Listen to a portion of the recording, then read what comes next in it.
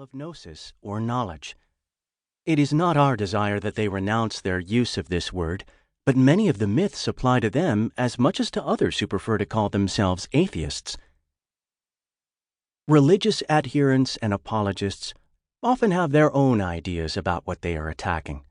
For example, Alistair McGrath claims that if you include as an atheist anyone who does not believe in the existence of any God, then this is too watered down.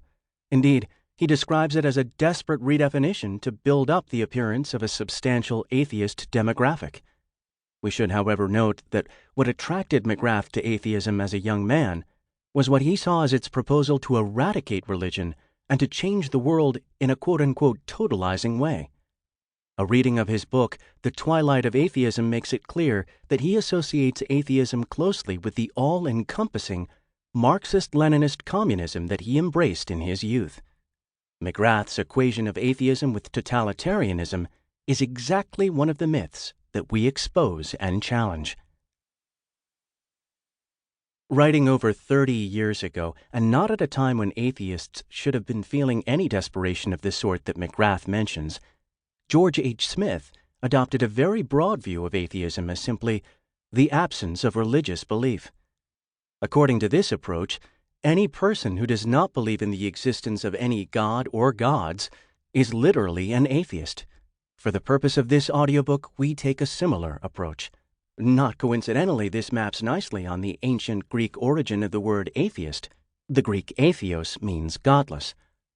The epistemological controversies among those who call themselves atheists, as well as their differences about sensible strategies to achieve their political objectives, are interesting, but they are not the subject matter of this audiobook. Accordingly, we will not concern you with the details of these controversies, but do feel free to read up on them.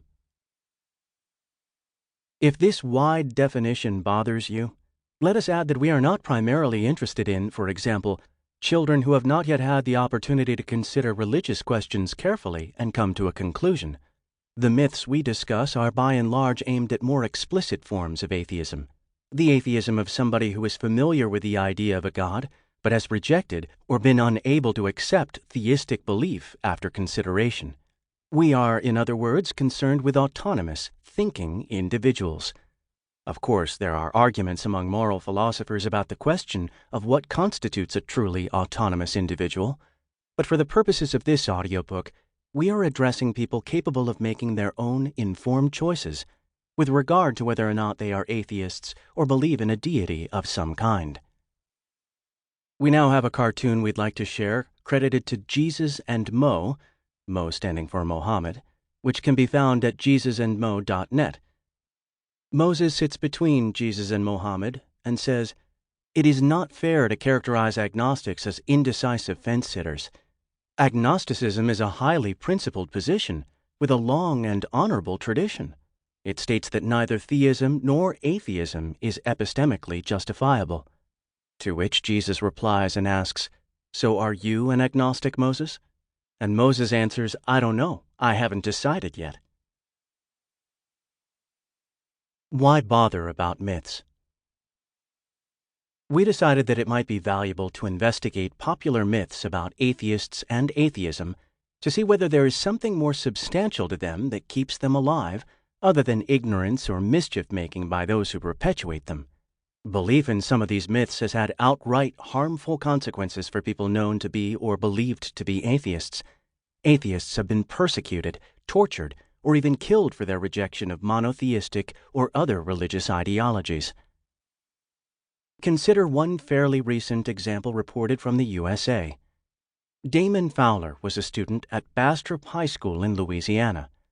When he discovered that his public school planned to include a prayer as part of its graduation ceremony, he contacted the school's superintendent in order to alert him to the fact that the planned prayer would be unconstitutional. He requested that the prayer part of the program be canceled. The superintendent initially agreed, but then the story leaked. Fowler was ostracized in his community. One of his teachers publicly demeaned him. Students and anonymous others threatened to beat him up or even kill him. Your life can be threatened today in the USA just because you insist that your constitutional rights not be trampled upon in a public school. A recent sociological survey from